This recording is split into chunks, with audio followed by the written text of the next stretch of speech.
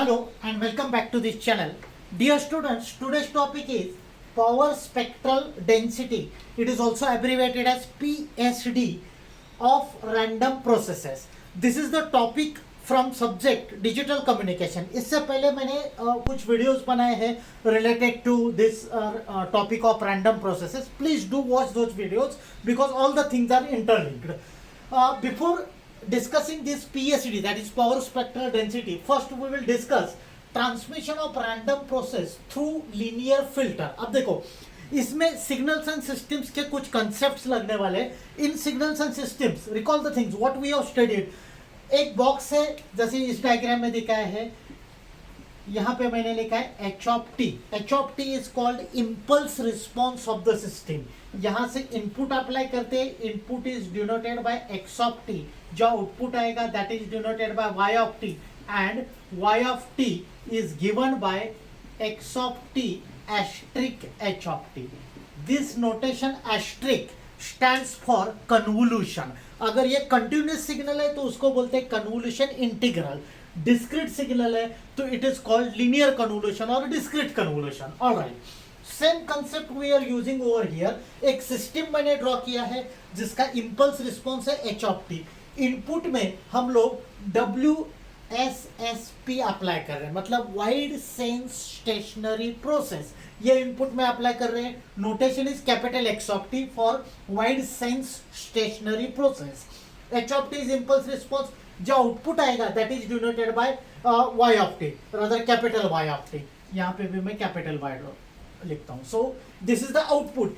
ये जो फॉर्मूला है this is the formula of convolution integral जो सिग्नल्स एंड सिस्टम्स में लर्न किया है. जैसे मैंने बताया कुछ कंसेप्ट्स लगने वाले हैं, so whatever the concepts required I will brush up the things. तो ये फॉर्मूला है कन्वोल्यूशन इंटीग्रल का, कन्वोल्यूशन का ये फॉर्मूला है. इसमें ये जो नोटेशन है h के साथ, it is the notation tau which is the dummy variable used in convolution integral. तो ये फॉर्मूला कन्वोल्यूशन इंटीग्रल का है. So this is the equation of output. अब एक सेंटेंस लिखते हैं हम लोग. Take expectations E on both sides. मतलब दोनों साइड्स का हम एक्सपेक्टेशन कैलकुलेट करते हैं, मतलब expected value. So I will be writing it like this. यहीं पे मैं लिखता हूं ई of y of t is equals to e of this entire thing. So we have taken expectation on both sides. Now recall the things what we have studied earlier. Expectation के case में अगर हमने ये पहले ये discuss ऐसे किया है, e of x of t मतलब expected value. e means expected value. Expected value of x of t is denoted by m to the base capital X of t, which is also called mean value. सिर्फ notation अलग हो गए. For example LHS side देख लो, यहाँ पे क्या लिखा है हमने, expected value of y of t. तो इसके लिए नोटेशन में यूज करता हूं m to the base y of t. This is expected value of output y of t. अब ये जो इक्वेशन है ये एक्सपेक्टेशन है और ये इंटीग्रेशन है. तो ये जो एक्सपेक्टेशन साइन है ये मैं x के साथ अप्लाई करता हूँ. h of tau will remain as it is. ये मैं रीअरेंज करके पहले लिखता हूँ. So it is h of tau into e of, मतलब जहां पे एक्सपेक्टेशन एप्लीकेबल है we have to apply expectation value और expected value we have to calculate for input X of T, capital X of T. तो इसलिए यहाँ पे पहले दोनों साइड एक्सपेक्टेशन लिया था. ये साइन जिस वेरिएबल के लिए एप्लीकेबल है उसके लिए मैंने ट्रांसफर किया. अब सेम रूल अप्लाई करना है. E of X of T is M X of T. तो यहाँ पे E of X of T minus two, मतलब ये पहले इंटीग्रेशन एज इट इज लिखता हूं मैं. This is H of tau as it is. देखो E of X of T के लिए हम लोग लिखते हैं एम एक्स ऑफ टी, क्योंकि यहाँ पे एक्स के साथ कैपिटल एक्स के साथ ब्रैकेट में टी है.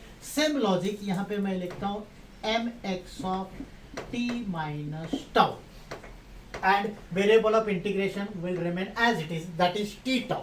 अब हमने ये डिस्कस किया कि इनपुट में हम लोग wide sense stationary process apply कर रहे हैं. So in case of wide sense stationary process, इससे पहले के वीडियो में मैंने एक कंसेप्ट एक्सप्लेन किया है mx of t minus tau. Tau एक वेरिएबल है, इसके बदले में कोई भी वैल्यू, कोई भी नोटेशन यूज कर सकते हो, t minus t1, t minus t2, whatever.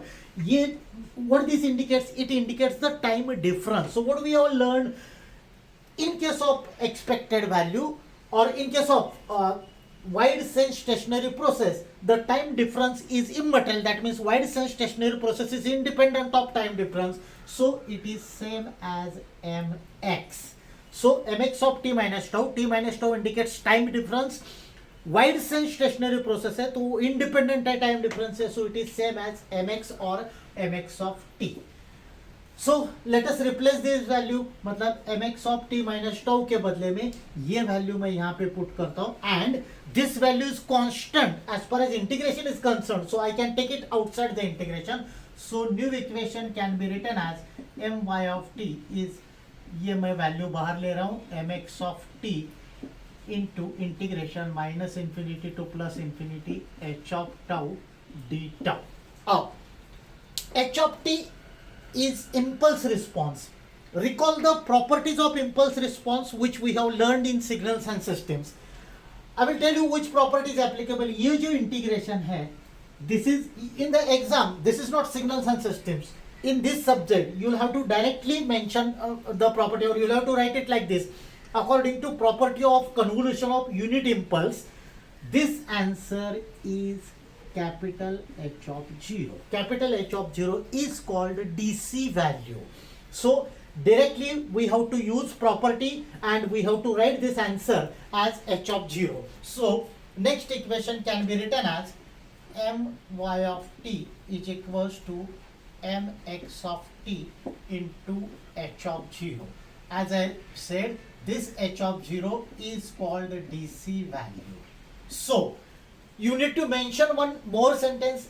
My of t is what expected value of the output of random process. So expected value of the output of random process is obtained by multiplying mx of t. Mx of t means expected value of input signal. So expected value of output signal is obtained by multiplying expected value of input signal by the DC value. So this is about the transmission of random process through linear filter.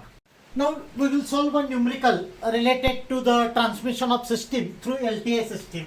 A wide sense stationary process WSSP is applied to input of LTI system. LTI मतलब linear time invariant system with impulse response h of t. This is the given value of impulse response h of t, 3 into e raised to minus 2t u of t.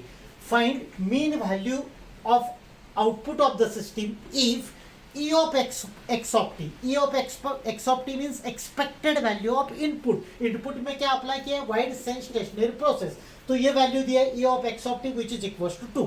अब कैसे सोचना है? अपने पास available formula ये है my of t मतलब mean value at the output is equals to mx of t mean value of the input. ये जो दिया है expected value is same as mean value of input, that is mean value of WSSP which is applied at the input. इसका value means value of mx of t is 2. हमें सिर्फ h of 0 का value calculate करना है. Now we will use the Fourier transformation to calculate h of 0. We have the definition of Fourier transform. H of omega is integration minus infinity to plus infinity. यहाँ पे मैं लिखता हूँ h of t e raised to minus j omega t dt. h of t means given value. What we have learned in signals and systems, कोई भी equation अगर u of t से multiply करते हैं, रिकॉल द प्रॉपर्टी, तो इन limits integration के होते हैं 0 टू इंफिनिटी, क्योंकि u of t is the unit step.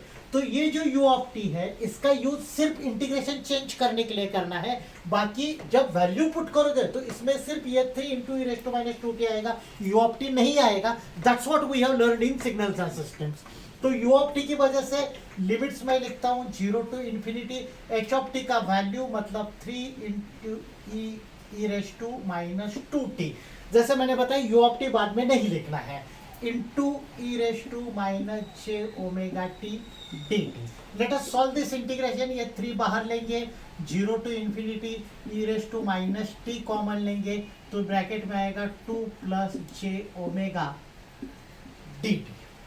So we have to now solve this integration mathematically. So it is 3, इसका इंटीग्रेशन का आंसर आएगा e raise to minus T 2 plus J omega upon minus 2 plus J omega. This is the answer of integration. इसमें limits put करना है 0 to infinity. Do remember, हमें t के बदले में लिमिट्स पुट करना है. एक बार अपर लिमिट पुट करेंगे इंफिनिटी, दूसरे बार लोअर लिमिट पुट करेंगे. So this will be 3 into, देखो इंफिनिटी यहाँ पे पुट करेंगे तो आंसर आएगा e raise to minus infinity, क्योंकि t का वैल्यू इन्फिनिटी है. Infinity into anything is infinity. Minus sign as it is रहेगा e raise to minus infinity. Minus lower limit put करेंगे e रेज टू 0. यहाँ पे actually minus 0 आएगा, but since it is 0, minus plus won't make any difference. Divided by minus in the bracket 2 plus J omega. अब देखो ये 3 as it is है. e raise to minus infinity मतलब 0 minus 1 upon minus 2 plus जे omega. ये minus और ये minus plus हो जाएगा. सो आंसर इज 3 अपॉन ये प्लस हो गया 2 plus J omega. This is the value of h of omega. If I want h of 0, h of 0 मतलब ये h ऑफ ओमेगा का वैल्यू आया है. h ऑफ 0 मतलब wherever omega is there you have to put 0, तो ये आएगा 3/2 plus 0, मतलब h ऑफ 0 का वैल्यू आ जाए 3/2. Now last step, very simple. We have this formula, so let us put the values there. For my of t is equals to mx of t. That value is given in the question, that is expected value of random process which is 2 into this value h of 0. Just now we calculated it is 3/2. So 2 gets cancelled. So final answer, that is mean value of the output when random wide sense stationary process is passed through LTI system is my of t, which is equals to 3. Now we will discuss power spectral density, that is PSD of random process. Exam point of view से इससे related questions कैसे क्या expect कर सकते हो आप लोग. List out properties of PSD और define PSD and explain its properties. अब देखो मैंने शॉर्ट में प्रॉपर्टी लिखा. I will tell you how to write the explanation. आप खुद भी लिख सकते हो अगर ये इक्वेशन आप मेमोराइज करोगे तो. So first of all, WSSP wide sense stationary process can be characterized in frequency domain. मतलब recall the things what we have studied in signals and systems. कभी भी हम लोग notation x of t use करते हैं तो we read it like this: x is function of time period. ये जो टाइम पीरियड है it is called time domain. Likewise there are different domains. So one of the domains is frequency domain. उसमें ये ऐसा indicate करेंगे, capital X of F. F represents frequency domain. So we have written that अगर एक process है अपने पास, random process है, वो वाइड सेंस स्टेशनरी प्रोसेस है, then we can represent it in frequency domain, that is with respect to frequency. Then its definition is Fourier transform. This ft means Fourier transform. Fourier transform of autocorrelation function is PSD. This is the definition of PSD. Fourier transform of autocorrelation function. Autocorrelation function is denoted by notation r of tau. Now its properties. अब देखो उससे पहले notation PSD का है s base capital x of f, sx of f. I mean sx is function of f where f represents the Fourier. Its Fourier transform, ये bidirectional error is r of tau. R of tau is autocorrelation function. So what I said, Fourier transform of PSD is autocorrelation function. So this is, you can well treat it like this. Inverse Fourier, यहाँ पे हमने क्या लिखा है, Fourier transform of autocorrelation function is PSD. तो उल्टा करेंगे इसको. So inverse Fourier of PSD is autocorrelation function. Alright, ये सेंटेंस आपको याद रखना है. Then properties, we will list out the different properties. अब पहला प्रॉपर्टी है Sx ऑफ f 0. देखो Sx of f is PSD in frequency domain. हमने ये लिखा है Sx of f, it's inverse Fourier. ft is inverse Fourier is r of tau, that is autocorrelation function. अब whenever you will write Sx of 0, it indicates that, देखो basic notation है Sx of f, ये PhD का notation है.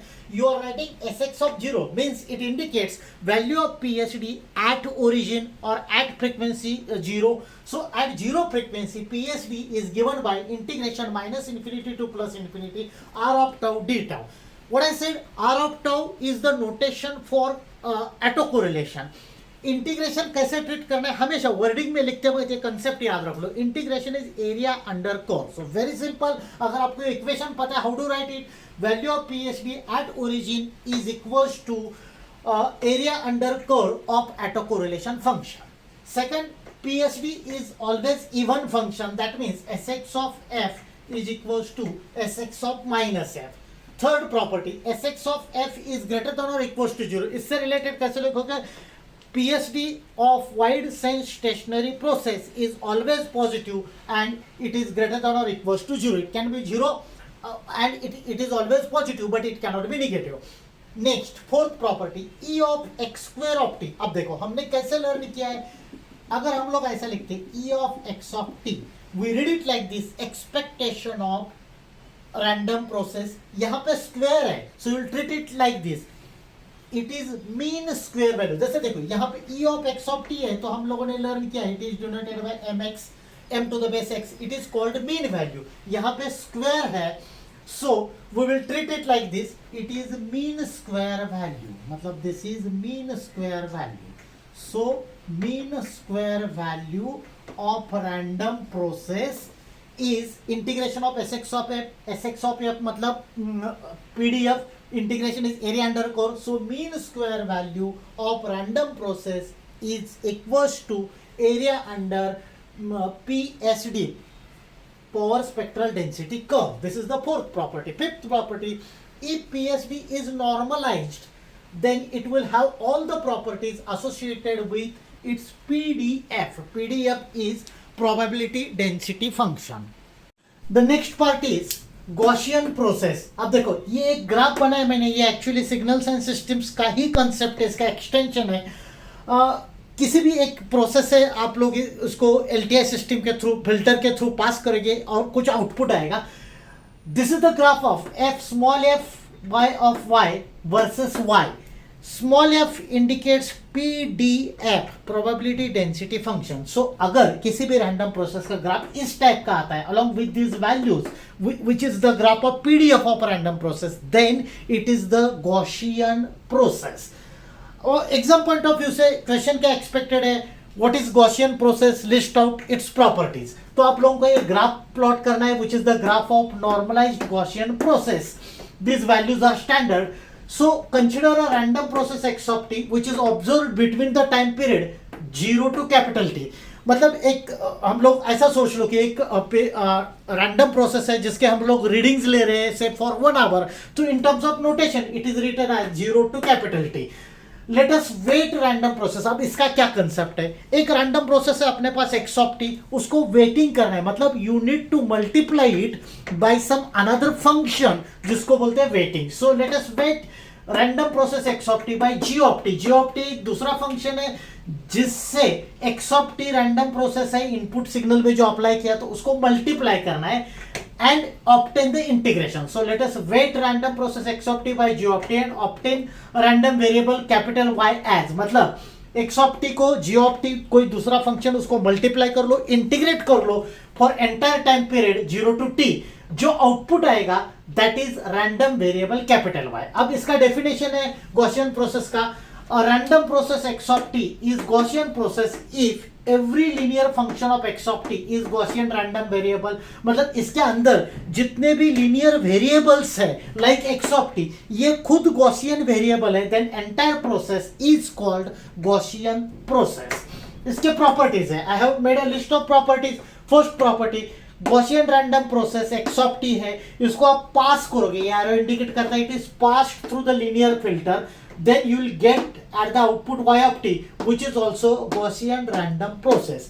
तो लिखना कैसे है, अगर कोई Gaussian random process है जो आप फिल्टर के थ्रू पास करोगे तो आउटपुट में जो आएगा that is also Gaussian random process. Next, consider a set of random variable x1t, x2t and so on. If x of t is Gaussian, मतलब एक x of t random process है, उसके अंदर n number of variables हैं, x1 of t, x2 of t. अगर random process x of t itself is a Gaussian, तो ये सब variable जो है they are said to be jointly Gaussian. Third property, if Gaussian process is stationary, इसका मतलब है कि it is by default strictly stationary process. हम लोगों ने टाइप्स लर्न किए. स्टेशनरी रैंडम प्रोसेस के टाइप्स है strictly stationary, wide sense stationary and so on. तो अगर गॉसियन प्रोसेस है जो गॉसियन कर्व फॉलो करता है वो स्टेशनरी है, तो by default it is strictly stationary random process. Fourth property, it is actually related to the second property. Gaussian random variable GRV, Gaussian random variables are statically independent. मतलब इसके लिए ऐसे लिखना है, consider a set ये सब, and then Gaussian random variables, all Gaussian random variables are statically independent. मतलब they are not interlinked mathematically with each other.